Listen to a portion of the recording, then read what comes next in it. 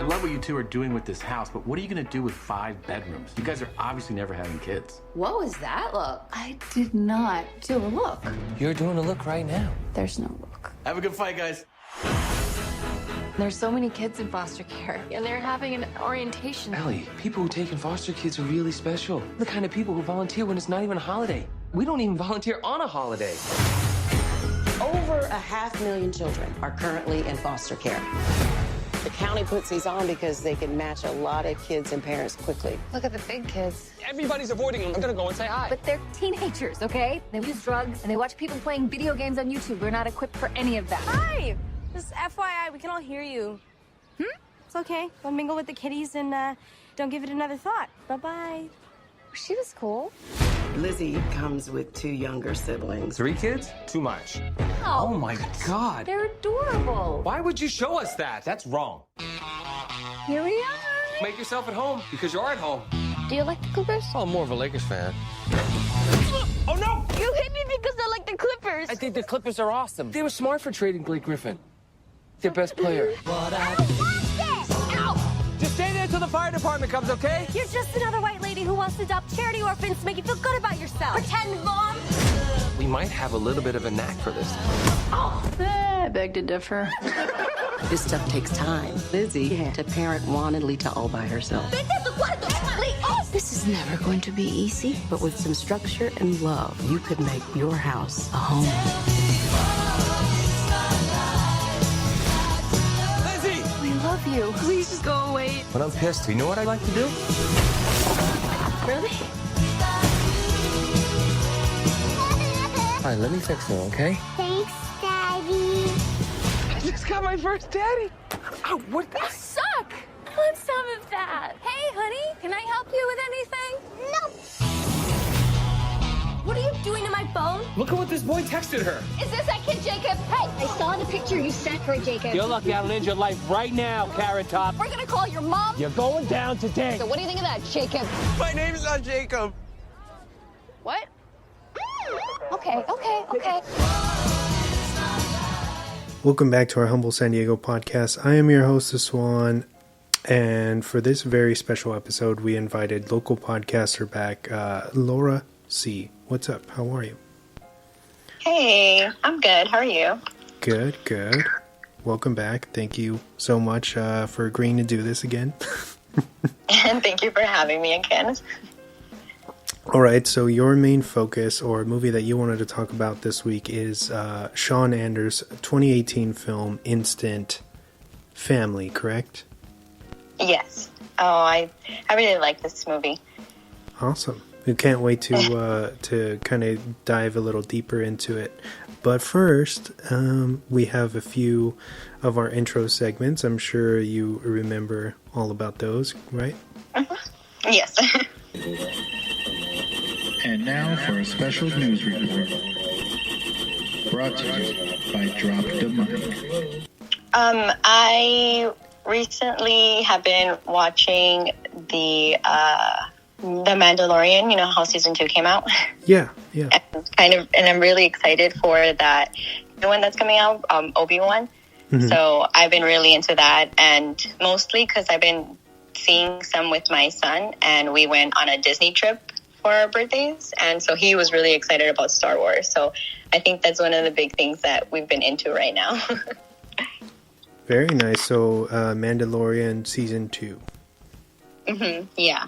I mean, Season 1 was a little bit more, I guess, child, because, you know, Grogu was there, and it was like Baby Yoda for my kid. And then once it started, it was kind of like a little bit less of him, but it was still, I quite enjoyed it.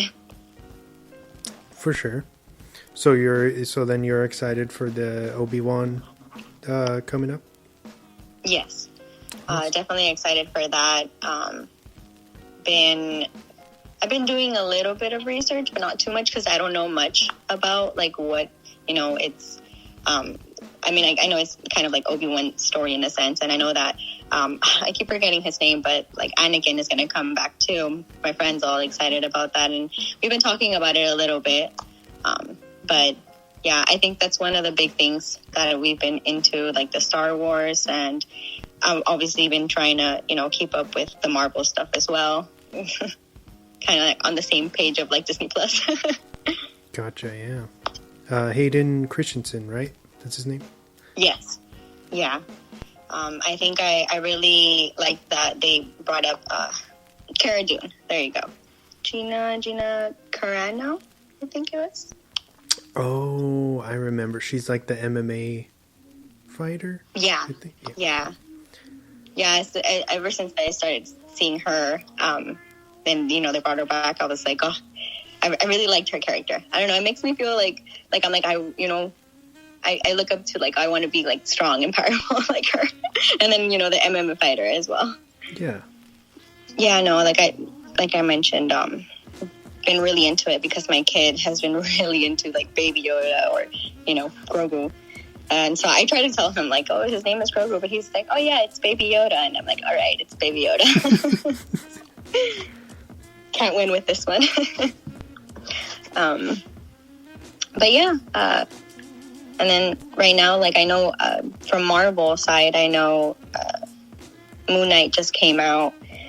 Really enjoyed that. I just don't know what to expect from it because I don't know much about it. Yeah, like you're unfamiliar with the character. Yeah, and I don't like to watch trailers. I feel like I don't know, it's been a couple years stopped watching trailers, and I feel like I enjoy the movie more because it's like fresh, and you don't see like those little scenes in the trailers, which is really cool. Like, all my friends watch trailers and they try to tell me about it, and I'm like, I haven't watched it, and they're like, watch it, and I'm like, no, I liked enjoying the movie as fresh as it is. So I didn't watch a trailer for Moon Knight or anything, so I really was like, okay, let's get into this. Let's see how this goes. But yeah, there's Moon Knight that just came out, and Hawkeye. That's the latest one, I think, right? That came out before Moon Knight. Yeah, before. Yeah, and I really enjoyed that as well. Not just because I felt like we don't have as much backstory on Hawkeye because there's no movie about him. I'm not sure if there is in the works, but I know that with this, the little season that they had kind of gave a little bit, more of backstory. And I really enjoy the character because of its weapon. Like, I want to learn archery someday. And then, Florence was in it, which from all that. Like, I just like the connections. But I really enjoyed Hawkeye, too. Like, one of the last ones before Moon Knight, which just started. I don't know if you saw that one as well. I haven't finished Hawkeye, but I did start it. I'm really terrible at committing to shows, like, in general. Yeah. What about you? Let's turn it to you. Let's turn it to the pro. All right. I don't know about pro, but I have a few things for you. Let's start off with the Crow reimagining is back on, this time with FKA Twigs and Bill Skarsgård stepping up to play the lead role of Draven. The script was written by Zach Balan, who is coming off an Oscar nomination for King Richard, which is exciting that he's writing this, and is set to be directed by Rupert Sanders, who I think did the Snow White in The Huntsman with Kirsten Stewart and Chris Hemsworth, I believe. Mm-hmm. So, any thoughts on that? Do you like Bill? I honestly not. Like, I mean, I enjoyed the movie, the one for what was it? It. Yeah. That he came out. Like, I enjoyed that. Like the remake of it. I thought that he was, really good in it, other than scaring the shit out of all of us. But I can't say that I've watched The Crow before, because I heard all of, like, the bad luck stuff that happened, during the shooting and stuff. So I haven't really watched the movie, but for Bill to be, I mean, I really liked him and enjoyed him in it. And I know I kind of right now I searched up really quick, but I see kind of like a little preview of the makeup and all that, and I mean it looks pretty legit. Yeah, I feel like he's a great, or he seems like a great kind of method actor. Did you know that before this, it obviously got scrapped, but it was going to be Jason Momoa as the Crow, so it's... Oh, wow. Yeah, that's a huge change.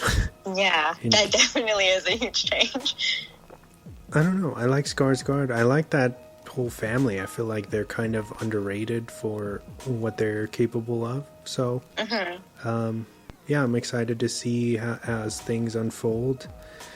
Also, going back to what you were saying about how you don't watch trailers, I really respect that, because I love going into stuff, as blind as I can. Now, I don't have the self-control that you do, where I do watch certain trailers and things, and because I get overly excited, and I have this podcast, of course. But yeah, I love the mystery of things and going in and not knowing a lot, and I feel like that's something that's dying off lately, with like how trailers are cut and just how the media and everything and Hollywood presents films and television shows to us now. It's just it feels like people nowadays want to know everything before they watch it, Yeah, which is weird to me.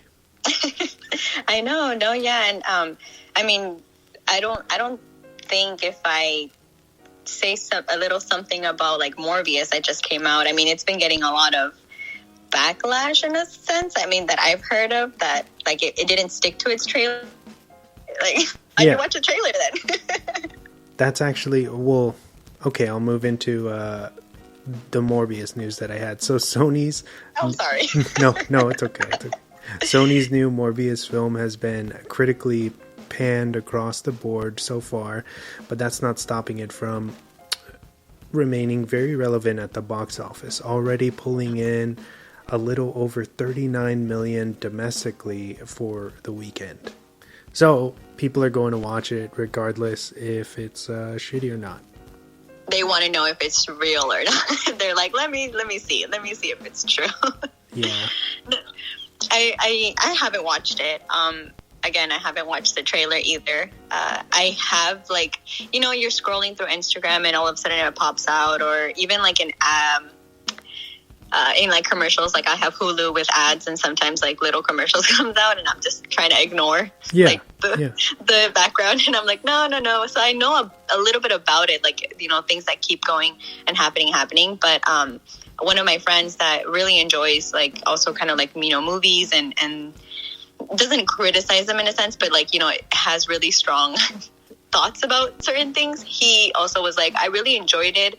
It wasn't what I expected, but he's like, it was a little bit better done than other DC movies. And I was like, ooh, okay. So I do want to see it, but I think I might wait until it like is streamed. I don't think I'm probably going to watch it in theaters. Okay. Yeah. To be honest, I haven't been too sold on I did see the trailer, because you know how trailers play when you go and watch other stuff. Yeah, I've seen the trailer, and it just seemed kind of like cookie cutter type stuff. And I'm not, at least like his newer stuff, I'm not a very big fan of Jared Leto anymore. Oh, okay. So there's that. Yeah, no, I know what you mean, and like I have been a fan of Leto since like 30 Seconds to Mars. So that was, I mean, I just knew him from The Band at first, and then I saw that he, started acting, and so I've seen a couple of his movies, and I quite enjoyed them up until Joker, I guess. Yeah. And it's not even like, oh my God, because I feel like a lot of people idolize, Heath Ledger, and they're like, oh, nobody can compare to him. And I'm like, everybody gives it a different twist. And Leto, I just don't know what they had in mind for that one. I mean, I've seen Birds of Prey, and I've seen like Suicide Squad, and I think he even comes out in is it the post-credit scene? Justice League? Yeah, right? Like, I think it's like the post-credit, right? I think it's towards the end of the film, but it's in the actual film, but it's like a nightmare.